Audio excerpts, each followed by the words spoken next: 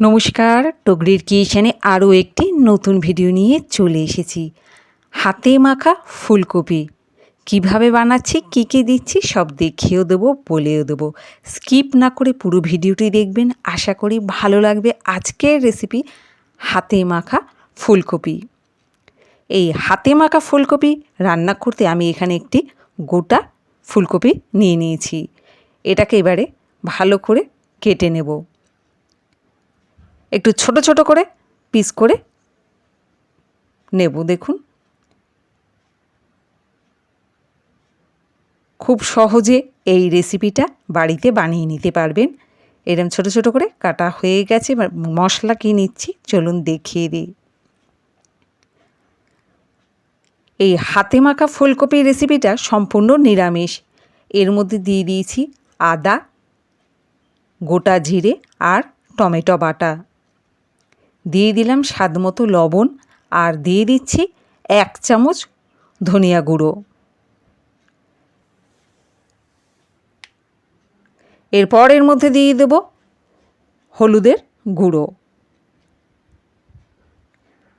সমস্ত কিছু দিয়ে ভালো করে মিশিয়ে নেব। দিয়ে দিচ্ছি একটু কর্নফ্লাওয়ার। সমস্ত মশলাগুলোকে এইভাবে মাখিয়ে নেব।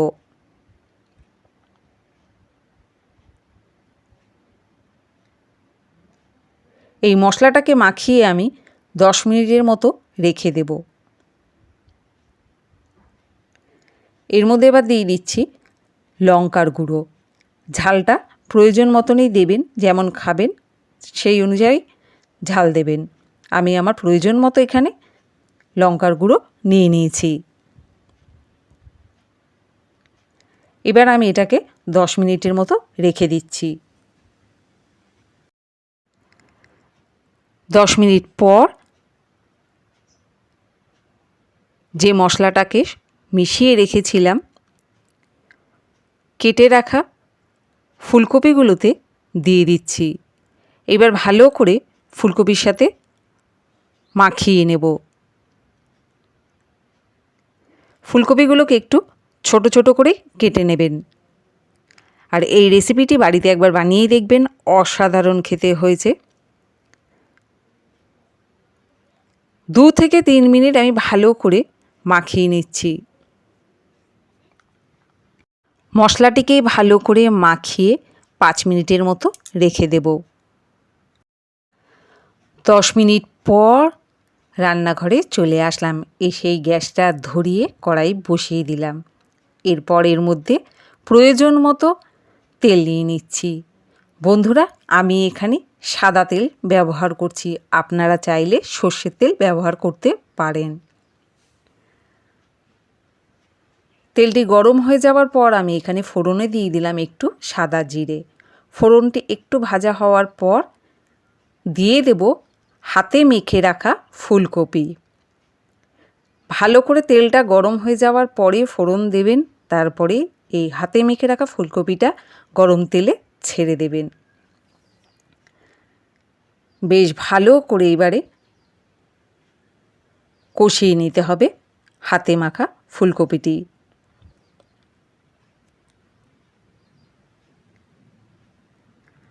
লো টু মিডিয়াম আঁচে এই রান্নাটি পুরো করতে হবে।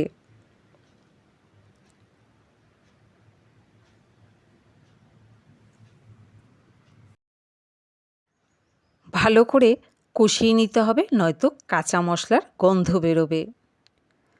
যে যেখান থেকে ভিডিওটি দেখছেন ভালো লাগলে অবশ্যই কমেন্ট করে জানাবেন।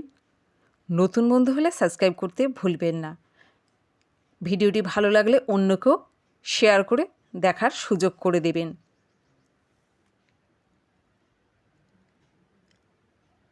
এরপর এর মধ্যে একটু দিয়ে দিচ্ছি হলুদ।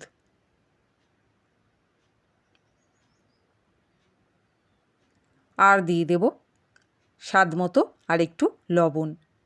লবণটি দেখেই দিতে হবে, যেহেতু আমি প্রথমেও লবণ দিয়ে মাখিয়ে রেখেছিলাম ফুলকপিটাকে মশলার সাথে। লবণ হলুদ দেওয়ার পর ভালো করে আরও কিছুক্ষণ মশলাটিকে কষিয়ে নেব। অসাধারণ স্বাদের একটি রেসিপি। যা ভাত দিয়ে, রুটি দিয়ে, পরোটা দিয়ে, যা দিয়ে খাবেন সবেতেই ভালো লাগবে। এই রেসিপিটি যখন ইচ্ছা বানিয়ে নিতে পারবেন। হাতে ফুলকপি পেলেই রেসিপিটি তৈরি করে নেবেন।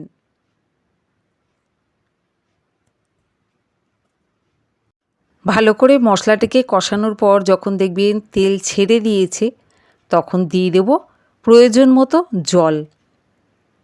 কষাতে কষাতেই ফুলকপিটা সিদ্ধ হয়ে গেছে, বাকি সিদ্ধটাই অল্প জলের মধ্যেই করে নিতে হবে।